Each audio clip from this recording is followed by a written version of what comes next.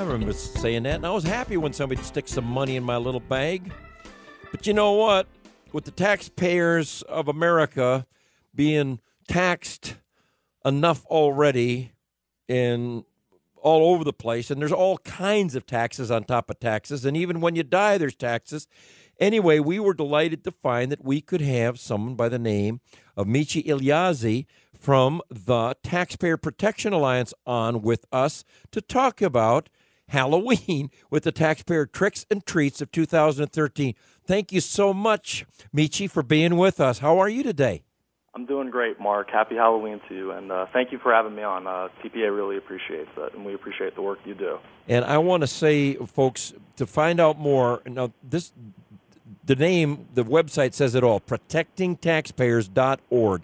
And folks, we have got to know exactly what we're up against and what we can do about it. But kind of you take a little bit of a humorous break and go trick or treat for us, and I'm just going to let you talk about it. It sounds very interesting. Sure. Well, I'll get right to the big trick, of course, and you've been talking about it today on your show. The Obamacare website. I mean, this has been a website we've seen, we're not even 1 month in. Obviously, 1 month would be tomorrow.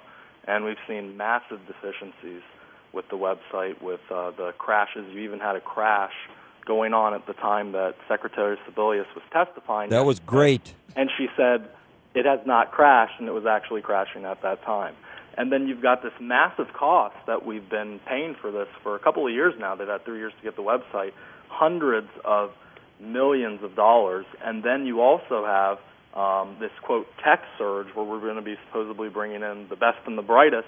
And the real question is, why weren't the best and the brightest brought in already? And now we're paying more for a website that we've already spent a great deal of taxpayer money on. And then we saw the other trick actually come in the last few days, obviously, with individuals being dropped from their insurance after the president repeatedly said in public, if you like your plan, you can keep your plan. So that was obviously a huge trick that was being played. Did you notice what he's starting to say, though? If it's not substandard. So he's introduced a very subjective, flexible term that could literally apply to anything he doesn't like. Substandard.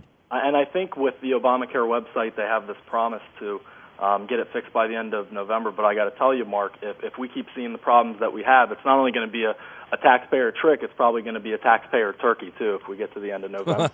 Got that going on. Sounds like I think I hear another article in the works, sir. Possibly. Well, you may get a finder's fee, too. Who knows? So another trick that we also did was the Internal Revenue Service and their political targeting of nonprofit groups that had happened. Oh, man, I happen to be a Tea Party speaker, so I feel particularly, and it's starting to work because we have something called a Freedom Club, and there's some people that have actually said they're afraid to come in America, man. Yeah, this was something that was really important for TPA to talk about and other groups as well, because when you have an agency that has as much power as the Internal Revenue Service, and they're literally systematically targeting individuals based on ideology, it brings a lot of questions into how much free speech do we actually have in this country. And so TPA took a look at this as well, and we also highlighted that on there. And it wasn't just limited to an office in Cincinnati, as was said before. This went into D.C. We saw the one thing that was really another trick on the taxpayers was there was no accountability, and there's been no accountability. It's still going on, and you're still hearing stories of folks how they were delayed and they couldn't get their certification to start their groups, and it cost them lots of money to get this started, and they just give up. And it's really a sad thing when individuals on all sides want to exercise their right to free speech, and you have a group with the power that the IRS has going in there and really deterring them from doing it, and it scares people from even trying down the line. Now, I know that you're a non-profit, nonpartisan organization dedicated to educating the public about all things taxing. You've got to have some, like you said, mention the accountability word, the abuse of power word, the selective application of law, literally tyranny. Do you think we should end the IRS altogether? And how would we do that if the answer is yes? Well, it's just staying on with what TPA talks about. We just want accountability, and we always want transparency. And when you have these groups that are being targeted. We need to know more about it. We need to know who knew what and when. But talking about getting into another issue, I'll kind of switch over to treats. And when you talk about the IRS and taxes, one of the treats that TPA highlighted was tax reform. We just celebrated the 27th anniversary of the Tax Reform Act of 1986, right. And Taxpayers Protection highlighted that, and it was the last real massive overhauling of the tax code that we had. And that was profound. I mean, it was huge changes in the maximum rates, and absolutely. And it ignited our economy. And it was a bipartisan reform, and it was done with a Republican president, a Democratic speaker, and Americans coming together on both sides of the aisle, looking at the tax code and saying, this isn't working for anybody. This isn't working for businesses. This isn't working for consumers. This isn't working for taxpayers. So we need to find a way to overhaul it. And now we've seen some movement in the House and in the Senate in a bipartisan way with House Ways and Means Chairman Dave Camp from Michigan, and you've also seen from Senate Finance Committee Chair Max Baucus, who is retiring. They've done their tax tour, and they've gone and they've talked to businesses, they've talked to groups.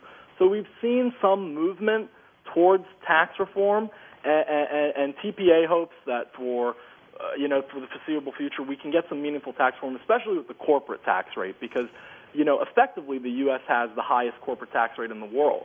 And this is another huge trick, obviously, on the taxpayers. Don't you feel that it's actually at that level that Laffer talked about, that we have forced a lot of money, I mean hundreds of billions of U.S. corporate dollars offshore because of that? Absolutely. And it's not only U.S. corporate dollars. You're talking about jobs. You're talking about jobs that are going overseas as well. When businesses are afraid to invest in America, even when you have some people here in America who are afraid to invest, that really hinders job creation. So tax reform is something that's really important, and it's something we definitely wanted to highlight as a treat. And then another treat that we highlighted was the bill in the Senate dealing with federal property.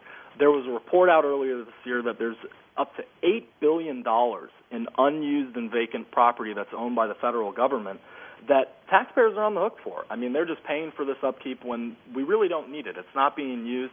But there is a bipartisan bill in the Senate from Senator Tom Carper of Delaware and Senator Tom Coburn of Oklahoma who are offering legislation to get that property sold. This would be great for the economy. This would be great for job creation, because let's get these properties out of here. We don't need them. We're not using them. So why are taxpayers paying for them? It's something that we also highlighted in our post on Halloween. So you focus on transparency, fairness? Transparency, government waste, fraud, and abuse. We look at issues and policies of what the federal government is doing, as well as state governments too. Because when taxpayers are spending money on something, they need to know. They need to know exactly what they're spending it for. And if they shouldn't be spending money on it, then that's something that needs to be addressed. And if money's being spent in a way and people aren't being held accountable, that needs to be brought to light too. It's a matter of fundamental justice and prime directive of what a government's all about in the first place. It's supposed to be a helpmate. It's supposed to defend us, not hurt us. And, you talked about the tax rate for corporations impeding job creation. Well, what about Obamacare, where they have no idea what their future health costs are going to even be? We're still seeing the regulations roll out. And this massive amount of regulation just within Obamacare is really just another example of what happens when you have a federal government run amok and not being held accountable. Hundreds of pages of regulations that are stacked so high that they actually are taller than myself. And you try to melt it down into where people can understand and digest it. They can go to protectingtaxpayers.org, and they can learn a whole lot more about what you do and how the system works and what we can do to improve it, right? Absolutely. That's exactly where you need to go. Thank you, Mr. Iljazi. I appreciate your time and your organization a great deal. I hope we can get together again one fine day, maybe Thanksgiving.